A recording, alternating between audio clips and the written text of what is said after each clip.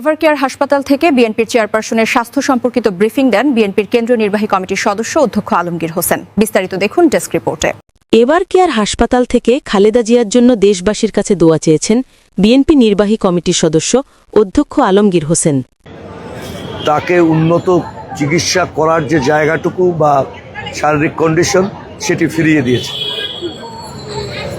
এখানে লন্ডনে তিনি ইতিপূর্বেও চিকিৎসা নিয়েছেন, এখনও নেবেন। এটা একটি ধারাবাহিক প্রক্রিয়া। আর পূর্বেও এ জাতীয় একটি টিম তার সাথে সবসময় ডাক্তার জাহিদ স্যারের নেতৃত্বে আগেও ছিল।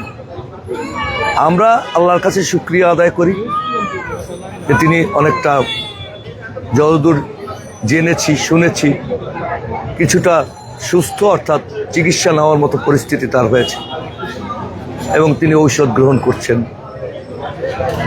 আমরা বিশ্বাস করি মহান আল্লাহ রব্বুল আলামিন সবার মৃত্যুর বুক থেকে তাকে ফিরিয়ে দিয়েছেন। এবারও তার শরীরের অবস্থা খারাপ একটু ছিল। ইনশাআল্লাহ অচিরেই তিনি চিকিৎসা শেষে বাংলাদেশে এসে নির্বাচনে অংশগ্রহণ করবেন। এ বিশ্বাস, এ ধারণা আমাদের জন্মেছে।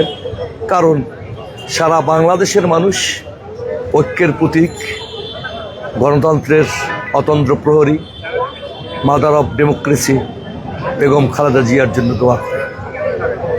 দেশের বাইরে পবিত্র মক্কা মদিনা সহ সারা বিশ্বে মানুষ, বাংলাদেশি মানুষ, বিশ্ব নেতৃত্ব তার জন্য দোয়া করছে।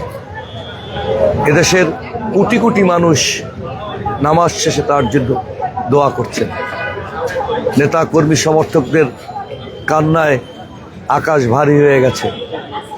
মানুষ অপেক্ষায় আছে কখন সুসংবাদটি শুনবেন যে দেশমাতা বেগম খালেদা জিয়া সম্পূর্ণ সুস্থ।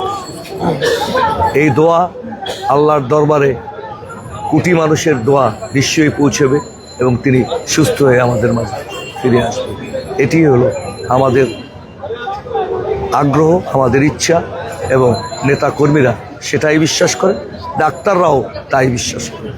আপনি যেহেতু ভিতরে ছিলেন, একটু জানার চেষ্টা করব যে তাকে কখন বিদেশে নেওয়া হতে পারে এই বিষয়ে। দেখুন, এই বিষয়গুলো আমাদের বলাও নিষেধ, এ নিয়ে আলোচনা করাও আমাদের নিষেধ।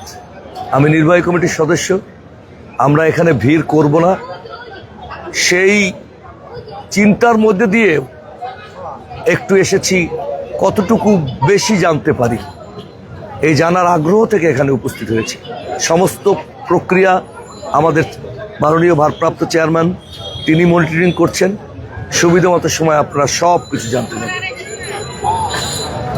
দেশবাসীর উদ্দেশ্যে কি বলবেন? দেশবাসী তো অধীর আগ্রহে। আমিও দেশবাসীর সাথে একজন সাধারণ কর্মী, আমার জেলা পিরোজপুর, সারা বাংলাদেশের নেতা কর্মী, পীর মাশায়েখ,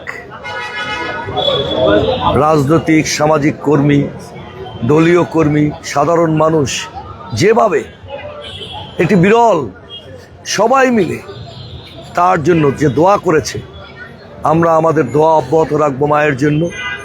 এটাই দেশবাসীর কাছে চাওয়া। মুসলমান তার নামাজ শেষে মায়ের জন্য দোয়া করবে, অন্যান্য ধর্মাবলম্বী তারা তাদের সুবিধা মতো সময় দোয়া করবে। একজন রাজনৈতিক কর্মী, বিএনপির নির্বাহী কমিটির সদস্য হিসাবে এই চাওয়া অব্যাহত থাকুক।